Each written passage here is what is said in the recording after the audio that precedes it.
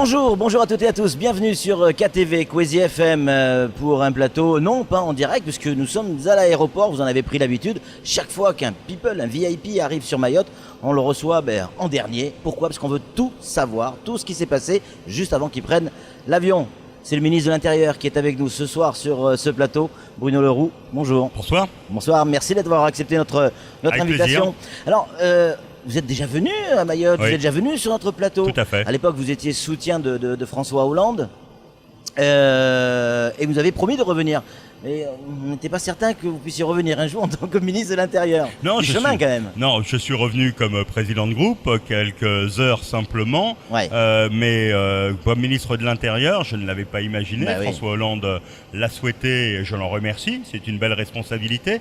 Mais je voulais surtout venir à Mayotte parce que comme Bernard Cazeneuve avait pris des engagements avant moi, je voulais venir ici pour en constater la réalisation. Eh bien, Et c'est donc dans le cadre du suivi de la continuité de l'État que je me suis dit, tiens, et puis vous savez que j'ai une attirance toute particulière pour les Outre-mer et pour Mayotte depuis longtemps. Alors justement, parlons-en de ces promesses de Bernard Cazeneuve. Alors, à la minute où on parle, le compte n'y est pas, monsieur le ministre. Si. Ah. Et si. Non. Voyons les choses. Des engagements qui sont pris en juin 2016, Oui. c'est-à-dire il y a moins d'un an, sur un plan sécurité spécifique compte tenu des difficultés qui sont celles de Mayotte. On les connaît, les difficultés. Un certain nombre de violences qui sont des violences particulières à la situation mahoraise. Je pense en particulier aux coupeurs, coupeurs de route, ouais. coupeurs de route, qui est un problème de drogue qui commence à prendre des proportions inquiétantes parce que on est sur de la drogue très nocive, de mauvaise qualité, et donc qui va créer des dégâts très profonds si Notamment on la la laisse chimique. se développer. La chimique, je parle bien entendu de celle-là. Des violences intrafamiliales qui sont quand même particulièrement fortes. Une immigration qui pèse aujourd'hui, je pense à celle irrégulière, qui pèse sur la société. Donc il y avait nécessité d'avoir un plan spécifique qui a été mis en œuvre à partir de 25 actions et de 66 mesures. Sur les 66, moins un peu plus de 6 mois plus tard, il y en a 38 qui sont mises en œuvre. Notamment celle qui touche à des effectifs supplémentaires, c'est le département. Le département de France, où sur l'année 2016, il y a eu le plus de créations nettes de postes. Pas un seul autre département où il y en a eu plus. Et donc ça c'est quelque chose d'important. Et je dis engagement tenu sur cet aspect-là, même s'il reste aujourd'hui à concrétiser pour que les problèmes se règlent. Mais par exemple, je vous donne, en 2015, augmentation de la délinquance. En 2016, augmentation de la délinquance. Sur les derniers mois de 2016, stabilisation. Sur les 2 premiers mois de l'année 2017, baisse de la délinquance. Moi, je veux voir en mars, je veux voir en avril, je veux voir en mai. Mais je me dis qu'il y a peut-être quelque chose qui est en train de se mettre en place. Ça veut dire quoi ? Qu'on peut, pas éradiquer, mais maîtriser la violence et la délinquance. Alors c'est pas de la grande délinquance, c'est pas une délinquance de crime qu'il y a à Mayotte, c'est une délinquance de banlieue en fait. Alors, ce ne sera peut-être pas uniquement l'affaire de la police. Et c'est bien ça qui est important. Par exemple, moi je rentre avec une discussion. Après une discussion, vous voulez tout savoir, j'ai souhaité, parce que le ministre de l'Intérieur que je suis, veut quand il se déplace rencontrer les magistrats. Je veux rencontrer les magistrats pour discuter avec eux. Et vous les avez rencontrés à Mayotte ? Mais bien entendu, je les ai rencontrés à La Réunion et je les ai rencontrés hier soir à Mayotte. Le président du tribunal, le vice-procureur qui était là. Et j'ai discuté avec eux et ils m'ont dit, bien entendu, la façon dont ils voyaient les problèmes sans opposition avec les forces de sécurité, en totale complémentarité. Mais ils m'ont dit, sur les jeunes, on a un problème. On manque de réponses sur les jeunes. Monsieur le ministre de l'Intérieur, faites en sorte qu'on puisse avoir un centre éducatif renforcé. Parce qu'on n'a pas de réponse intermédiaire. Soit c'est peu grave et on est dans un rappel à la loi dont on sait qu'il ne va pas véritablement marcher, soit on est sur une incarcération, il nous manque un outil. Eh bien je vais rentrer et la première chose que je vais faire demain en arrivant, et d'ailleurs j'espère qu'il sera là puisqu'il y a une conférence sur la sécurité dans les Outre-mer demain matin à Paris, je vais voir le garde des Sceaux en lui disant « Jean-Jacques, il y a urgence. Il y a urgence parce qu'on peut mettre des moyens sur des, si on les met pas tous en même temps. Pour faire quoi ? Pour mettre quoi ? Pour faire un centre éducatif renforcé, bien entendu. D'accord. Moi, je veux qu'il puisse y avoir un centre éducatif renforcé qui se mette en place. Et quand je dis se mettre en place, c'est rapidement. Parce que l'intérêt sur ce politique, c'est que tout se mette en place en même temps pour que les moyens convergent. Et pas qu'on soit dans un truc en disant « mais ça va se régler dans tant de mois ». Non.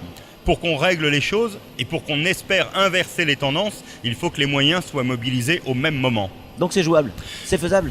C'est jouable, c'est faisable. Quand on a dit qu'on voulait mettre une antenne GIGN, Mayotte n'avait pas et pouvait être considéré à juste titre comme un département différent. puisqu'ils n'avaient pas d'antenne GIGN, alors que la première, dans le cadre du schéma national d'intervention, il doit y avoir une capacité sur tout le territoire français d'intervention rapide. Là, on voyait bien que venir de la Réunion, venir de métropole, ça ne permet pas une intervention rapide. Ouais. 30 gendarmes aujourd'hui spécialisés, les gendarmes d'élite aujourd'hui sur le territoire, qui sont capables de faire des interventions difficiles, d'intervenir sur les moments difficiles. C'est un respect, là une nouvelle fois, de la parole. Ça ne règle pas tout, mais ça converge dans le même sens. Dans les couloirs de votre ministère, on parle de remettre en place, en tout cas l'idée est là, de remettre en place la police de proximité. Alors, ça veut dire quoi la police de proximité ? C'est généralement la proposition de ceux qui n'ont pas vraiment d'idée. Ils se disent on va reprendre quelque chose qui a déjà eu lieu, puis la proximité. La proximité, c'est toujours bien. Vous êtes dans la proximité, vous, avec ceux qui vous regardent. Moi, j'essaye d'être dans la proximité avec ceux qui sont mes concitoyens. Moi, j'essaye plutôt de me dire, et d'ailleurs sur Mayotte, quand je discute avec les gendarmes, quand je discute avec les policiers, j'ai l'impression qu'ils sont en contact tous les jours. Et quand on crée un groupe de sécurité de proximité, un GSP sur Mayotte, c'est bien pour être dans la proximité. Donc là encore, les effectifs sont venus pour créer ce GSP sur Mayotte. Après, la question pour moi, c'est comment est-ce qu'on fait en sorte que les effectifs soient sur le terrain au maximum. Et là, je réfléchis plutôt en matière d'apport de nouvelles technologies. Par exemple, ce matin, les fonctionnaires m'ont dit, mais nous, quand on est sur le terrain et qu'on côtoie les individus, on aimerait savoir tout de suite s'il y a une interrogation possible d'un fichier pour savoir s'ils sont en situation régulière, pas irrégulière. Eh bien, je prends cette remarque très très au sérieux.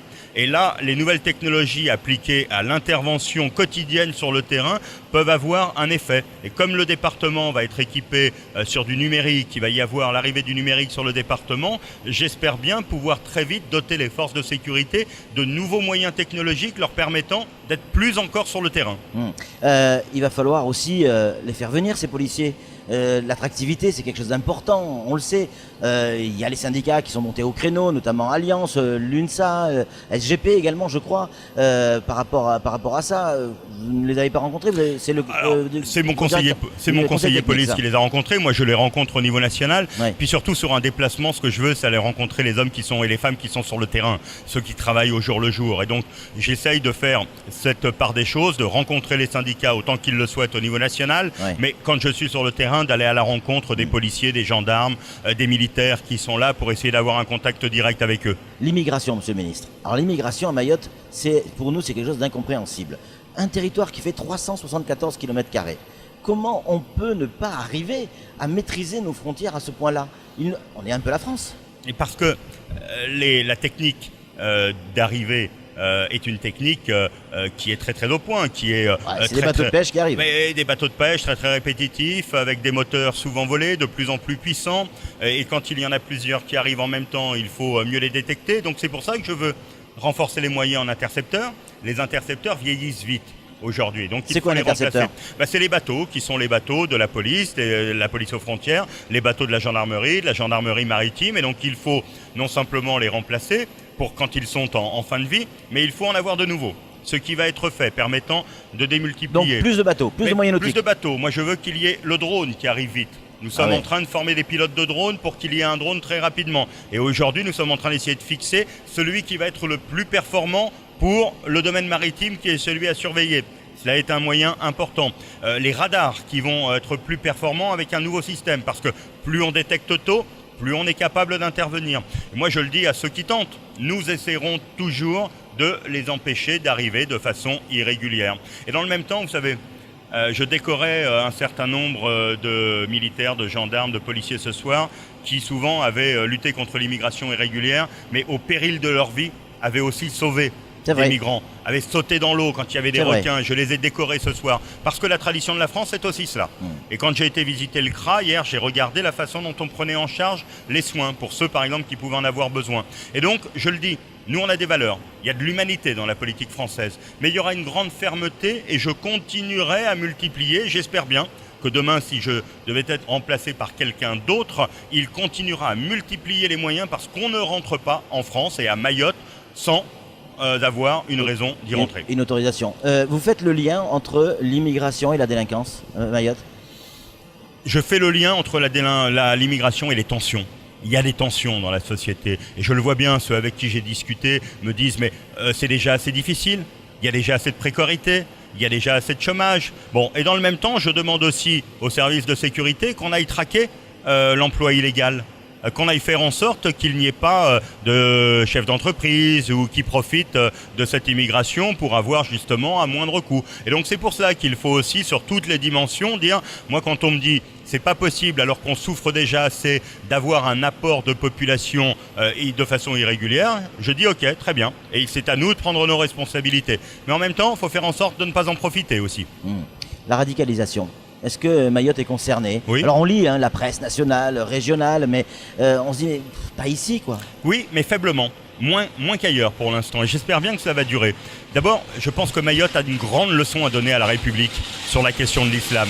Il n'y a pas de département qui majoritairement ait cette religion comme à Mayotte. Ouais. Et c'est un islam de tolérance. C'est un islam qui, sans peut-être même le savoir, est totalement ancré dans les valeurs de la République. Totalement Mais c'est pas cet ancré. islam-là qui est dangereux, c'est celui qui arrive de Mais l'extérieur. bien entendu. Par Mais l'immigration. c'est pour ça d'ailleurs que l'islam mahorais est en lui-même un facteur de protection par rapport à ceux qui peuvent venir de l'extérieur. Et il y a aujourd'hui des tentatives d'un certain nombre de personnes qui viennent de l'extérieur pour implanter ici un lieu de culte, pour prendre le contrôle. Moi, je regarde avec attention la façon dont ils ont été repoussés, la façon dont ils ont été empêchés. Et je dis que tous ceux qui veulent prôner des discours radicaux seront surveillés. Nous avons dans le fichier des personnes surveillées aujourd'hui... À Mayotte ? À Mayotte, un peu moins de 40 signalements actifs, donc surveillés par nos différents services de sécurité. Et je demande à ce qu'il y ait la plus grande attention parce que, à la différence d'autres départements, ici, cela peut déstabiliser totalement un tissu social. Et un tissu social qui marche bien. Et moi, je pense que chacun devrait avoir en tête dans la République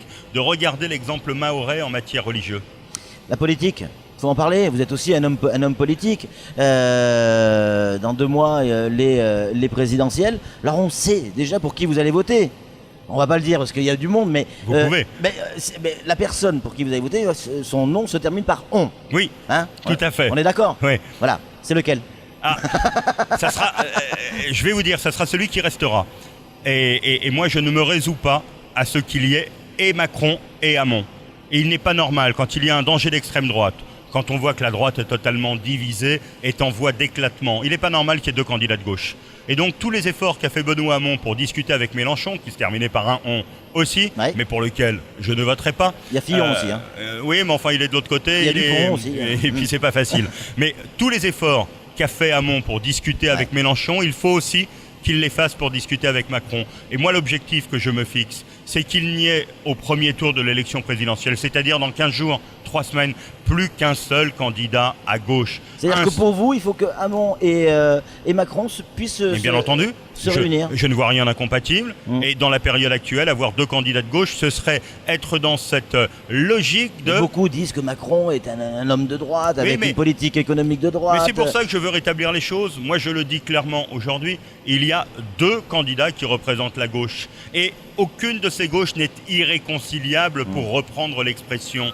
Et donc, il y en a un trop. Et il faut qu'ils s'entendent, il faut qu'ils parlent, et il faut qu'il n'en reste qu'un. Vous avez rencontré des hommes politiques ici? J'ai rencontré les députés, j'ai rencontré la présidente du Il y a la législative qui arrive conseil derrière. départemental. Oh, vous savez, moi j'ai été président de groupe, et j'avais dans mon groupe les 2 députés mahorais, Ibrahim Aboubacar et Bonali.